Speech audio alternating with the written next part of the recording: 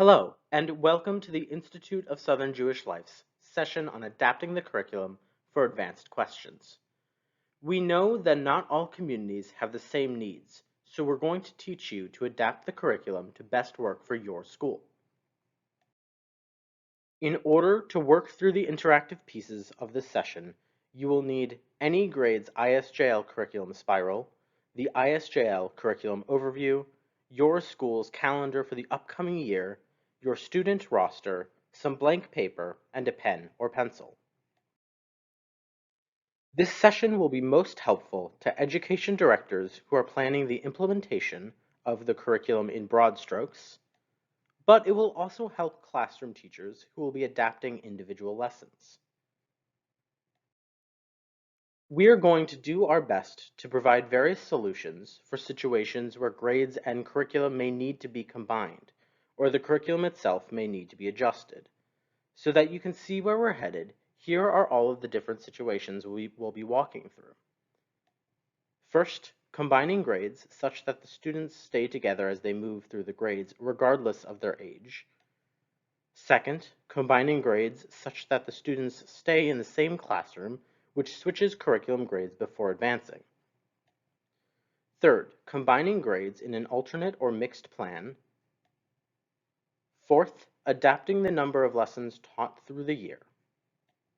Fifth, and finally, adapting the lessons for the amount of class time in a session. Before we get started, one thing we want to point out is that the ISJL curriculum is spiraled, which means that every topic or key content area is revisited through the years, and each time it is revisited, it is covered in greater depth with more sophistication. Understanding this aspect of the curriculum will be important for some of our adaptations later on.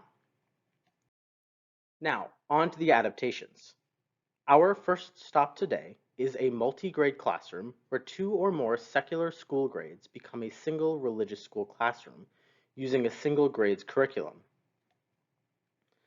In a school where it might be difficult to fill the grades or have enough teachers, this combined grade classroom is a good solution. This is one simple possible solution for when age groups are combined. To set up this model in your religious school, first take stock of your student and teacher numbers. Then combine neighboring grades and assign which curriculum spiral they will use. Here's an example of a way classes can be combined. Say you have 2 kindergartners and 4 first graders. Together, they will learn the first grade curriculum, then the second grade curriculum. That means that this year, no one is teaching second grade, but next year, they will be. This model is particularly effective because it is easy to combine grades from year to year as student population demands, and the curriculum is still followed in ascending order. In a moment, you're going to make your own solution for an imaginary religious school. Think about what we just went through together, and feel free to rewind and take a look at the diagram again if it helps. This made-up religious school has 3 first graders, 4 second graders, 5 fourth graders, 2 fifth graders, 1 sixth grader. How will you group these students? What curricula will they be studying this year? What will they be studying next year? Remember, there is no one right answer as long as the cohort groups you create move through the curriculum together. Pause the video here.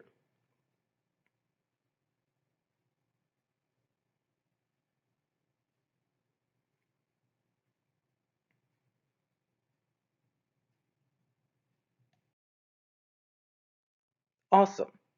One great solution for a school like this would be to have a first grade class made up of the first grade students and the second grade students, and a fifth grade class made up of the fourth grade students, fifth grade students, and sixth grade student. Another would be to have a second grade class comprised of the first and second graders, a fourth grade class comprised of the fourth and fifth graders, and the sixth grader as a bar mitzvah or bat mitzvah student who does private tutoring and lessons. These are just 2 options. There are other solutions as well. Great job with this first paradigm for combining classes. In our next classroom, students of similar ages are grouped together, and put into a class that flips back and forth between two grades curriculum before moving on. To set up this model in your religious school, first take stock of your student and teacher numbers.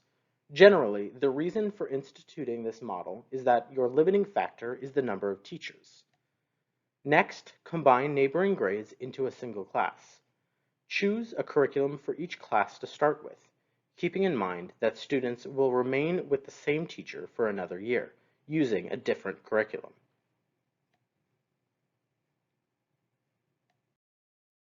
For example, second and third grade students might function as a single class. This year, they will use the third grade curriculum, and the next year, they will use the second grade curriculum.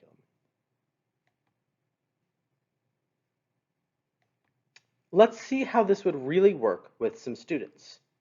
So, a student, Gabby, comes into this model the year it is started.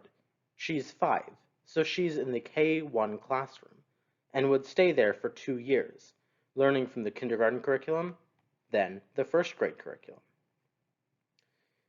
The year that Gabby is in the first grade, Julian, who is her age, and Paige, who is a year younger, join the religious school. They all study the first grade curriculum together. The next year, Paige stays in that classroom to study the kindergarten curriculum, while Gabby and Julian move up to the next classroom for second grade.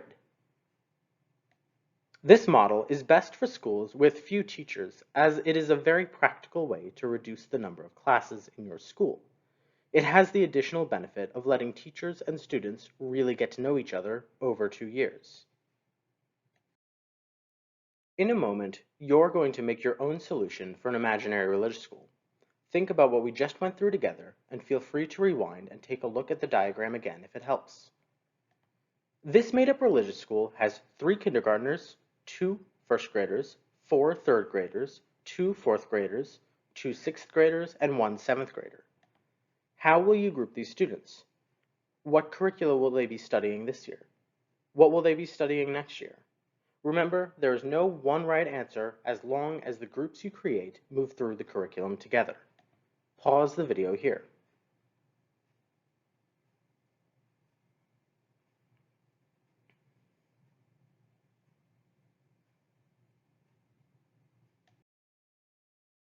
A great way to break these students into classes is to put the kindergartners and the first graders into a class using the kindergarten curriculum, the third and fourth graders into a class using the third grade curriculum, and the sixth and seventh graders into a class using the sixth grade curriculum.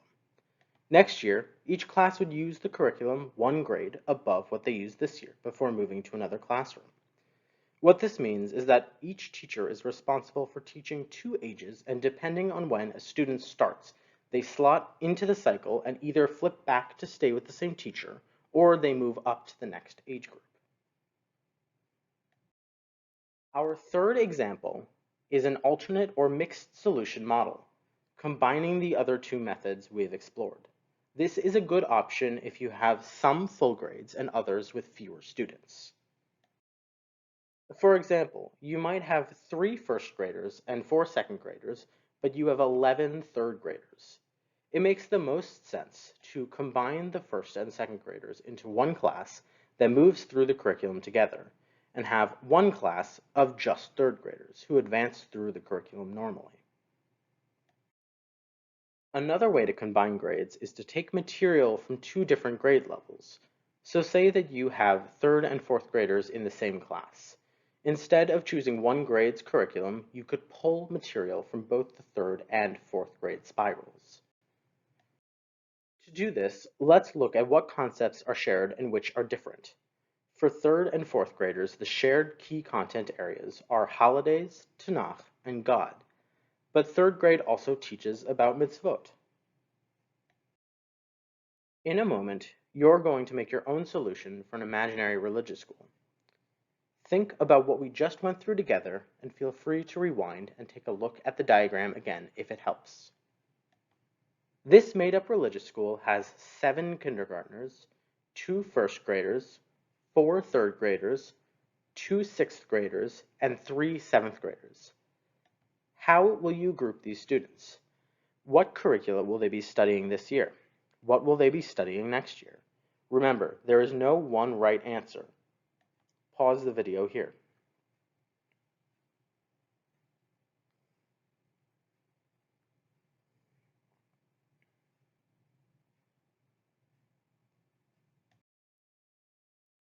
One way to break these students into classes is to put the kindergartners and first graders into a class using the kindergarten curriculum. The next year, they will move up as a class to the first grade curriculum. The third graders would be in a class on their own using the third grade curriculum, the year after using the fourth grade curriculum.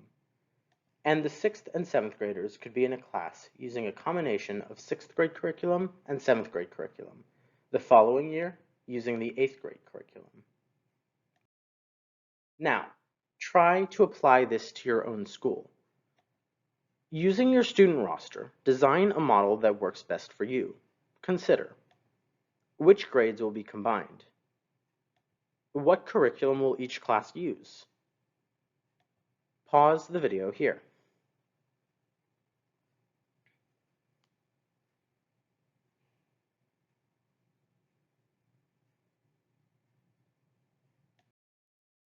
Great. Your community has learned how to split up the classes and combine grades. The next step is adapting the curriculum for the number of sessions your religious school meets. Each grade's curriculum spiral includes 30 lessons, but rarely do we see a community that has 30 sessions devoted to Judaics, because throughout the year, communities have special events or programs. In these instances where there are more lessons than classes scheduled, you can look within the 30 lessons to shorten the curriculum. There are typically 2, but up to 3 review lessons per grade. You can combine these review lessons, typically down to 1 lesson in the middle and 1 lesson at the end. You can also combine your conclusion lesson with the review lesson. It may be that for your school, skipping over the review lessons entirely works as well. Take a moment and look in a curriculum book to take notice of some lessons that are considered review, intro, or concluding lessons. How many are there? Pause the slide here.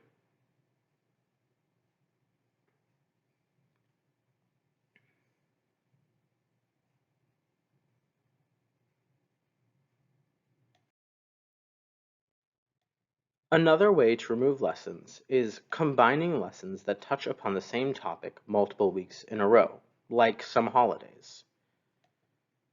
A special case for cutting out lessons can be seen in the 6th grade curriculum. Instead of studying every Torah portion, you can cover only the ones that your students will be reading as they become B'nai Mitzvah. Take a moment and look at your curriculum's table of contents. Which lessons touch upon the same subject from their titles alone? Pause the video here.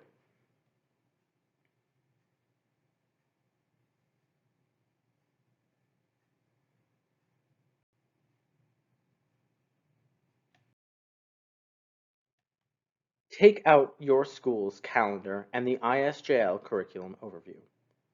How many sessions do you have this year?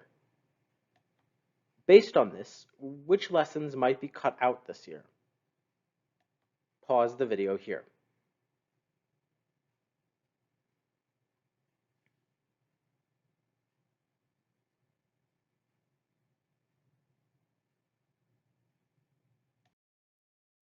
In the next part of the video, we will begin to discuss cutting down and adapting each lesson to fill the school's class time frame.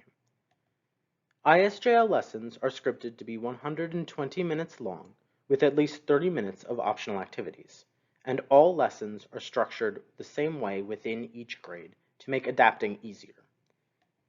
The hope is that when paring down a lesson, you can remove parts of the activities without changing the students should be able to or the big ideas sections.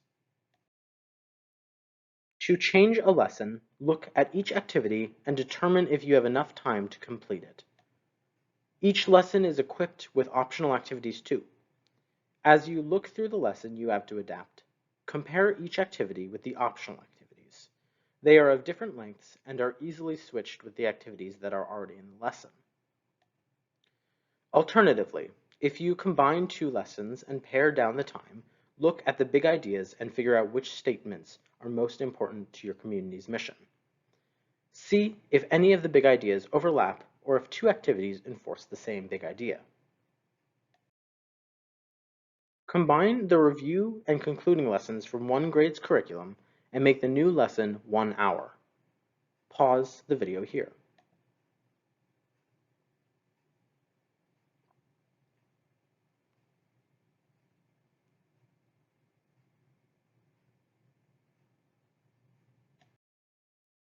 Congratulations! You've practiced how to combine grades into cohorts, create classrooms that switch curricula, and design mixed models for special cases to best fit your community's needs.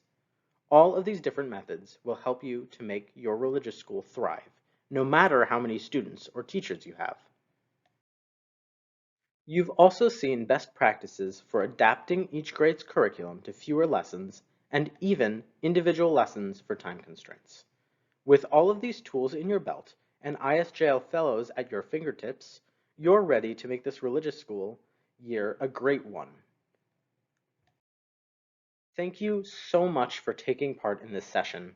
Hopefully you feel that you can make the most of the ISJL curriculum in your community. As always, throughout the year, if you have questions or concerns about making the curriculum work for you, contact your ISJL Education Fellow. Visit us at www.isjl.org. Happy teaching!